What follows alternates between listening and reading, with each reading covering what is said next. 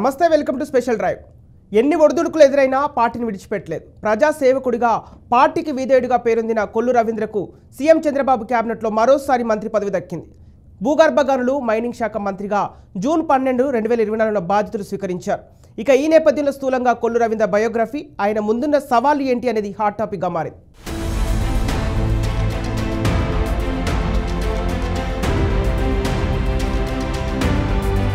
రాజకీయంగా ప్రాధాన్యమున్న ఉమ్మడి కృష్ణా జిల్లాకు చెందిన మచిలీపట్నం ఎమ్మెల్యే కొల్లు రవీంద్రకు మంత్రివర్గంలో చోటు దక్కింది. మచిలీపట్నం నుంచి ఎమ్మెల్యేగా ఎన్నికైన కొల్లు రవీంద్ర స్వగ్రామం బందరు మండలంలోని గరాలదిబ్బ.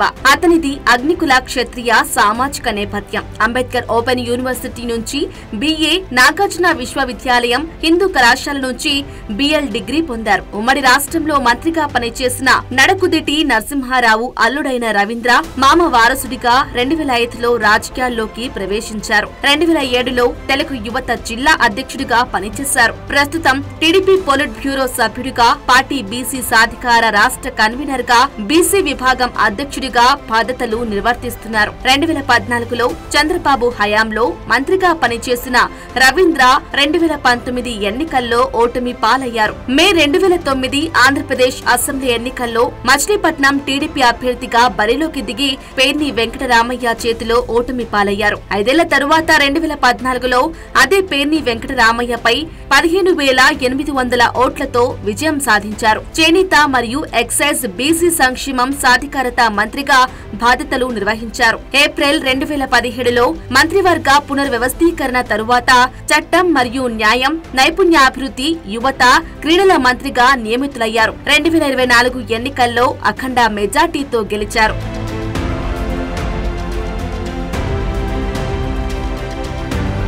టీడీపీలో కొల్లు రవీంద్ర కీలక పాత్ర పోషించారు. వైసీపీ ప్రభుత్వం ఎంత వేధింపులకు గురిచేసినా బెదిరిపోలేదు. వైసీపీ ప్రజా వ్యతిరేక పాలనపై తిరుగుబాటు బాహుట ఎగరేశారు. చంద్రబాబు జైలుకెళ్లిన సమయంలో పార్టీకి అండగా నిలబడ్డారు. పార్టీ శ్రేణులు అధైర్యపడొద్దని, రాబోయే ప్రభుత్వం మనదేనని భరోసా నింపారు. చంద్రబాబు పాదయాత్ర, నారా లోకేష్ యువగలం పాదయాత్ర, నారా భువనేశ్వరి నిజం గెలవాలి కార్యక్రమాలు విజయవంతానికి కొల్లు రవీంద్ర విశేష కృషి చేశారు. టీడీపీ అధినేత చంద్రబాబుకు అత్యంత సన్నిహితుడిగా పేరున్న కొల్లు రవీంద్ర పార్టీలో అంచెలంచెలుగా ఎదిగారు. కీలక పదవులను చేపట్టారు. తన నియోజకవర్గ అభివృద్ధికి కృషి చేస్తూనే పార్టీని కష్టకాలంలో గట్టెక్కించడంలోనూ కీ రోల్ నిర్వహించారు. అంతేకాదు వైసీపీ ప్రభుత్వ వ్యతిరేక విధానాలపై అలుపెరగని పోరాటాలు చేశారు. తన గెలుపుతో పాటు రాష్ట్ర వ్యాప్తంగా టీడీపీ, జనసేన, బీజేపీ కూటమి అభ్యర్థుల గెలుపు కోసం ఆయన నిరంతరం శ్రమించారు. ప్రభుత్వ వ్యతిరేక ఓటు చీలకుండా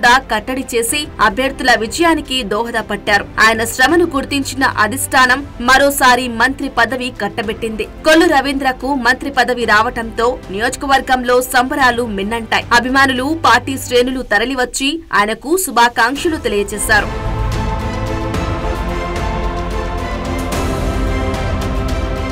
ఎమ్మెల్యే ఎన్నికైన వెంటనే కొల్లు రవీంద్ర ఆకస్మిక పర్యటనలతో అధికారుల గుండెల్లో రైళ్లు పరిగెత్తించారు. మచిలీపట్నంలోని నీటి సరఫరా ప్లాంట్ లో తొలుత ఆకస్మిక తనిఖీలు నిర్వహించారు. పట్నంలో తాగునీటి సమస్యపై అధికారులతో చర్చించారు. కుళాయిల నుంచి మురుగునీరు ప్రవహించడంపై ఏఈ సాయి ప్రసాద్ పై కొల్లు రవీంద్ర ఆగ్రహం వ్యక్తం చేశారు. తాగునీటి సమస్యపై MLA Kollu Ravindra municipal commissioner ను ప్రశ్నించారు. నగర ప్రజలకు స్వచ్ఛమైన తాగునీరు అందించేందుకు చర్యలు తీసుకోవాలని ఆదేశించారు. తాగునీటి విషయంలో నిర్లక్ష్యం వహిస్తే చర్యలు తీసుకుంటామని హెచ్చరించారు.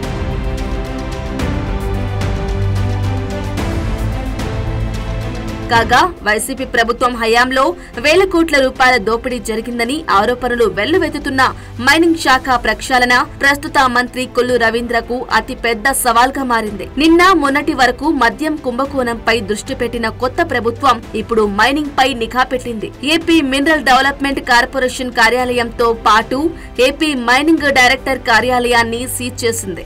AP MDC managing director Venkatareddy login ఐడిని కూడా డిజేబుల్ చేశారు. పాస్వర్డ్ కూడా మూసివేశారు. 2 కార్యాలయాల్లో ఉద్యోగులు ఎవరూ రావద్దని ఆదేశించారు. కొల్లు రవీంద్రకు మైనింగ్ శాఖ అప్పగించడంతో అవినీతి అధికారుల గుండెల్లో దడ మొదలైంది. మైనింగ్ శాఖను ప్రక్షాళన చేయటంతో పాటు రాష్ట్ర ఆదాయంలో కీలకంగా మార్చేందుకు తన వంతు కృషి చేస్తానని కొల్లు భరోసా ఇస్తున్నారు.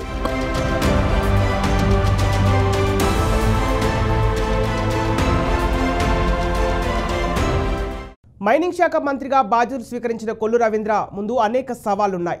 నియోజకవర్గ అభివృద్ధికి మాత్రమే కాకుండా రాష్ట్రంలో మైనింగ్ వ్యవహారాలను చక్కబెట్టాల్సి ఉంది. ఇక ఈ నేపథ్యంలో ఆయన తనదైన శైలిలో ముందుకు సాగనున్నారు. అధిష్టానం అండదండలు, ప్రజల ఆశీస్సులు ఆయన సక్సెస్ఫుల్ నేతగా సాగుతున్నారు. ఇక కొత్త ప్రభుత్వం, కొత్త విధానాలు, ప్రజల ఆకాంక్షలు నెరవేర్చడంపై దృష్టి సారించనున్నారు. చంద్రబాబు కొత్త క్యాబినెట్లో మరో మంత్రి బయోగ్రఫీతో మరోసారి కలుద్దాం.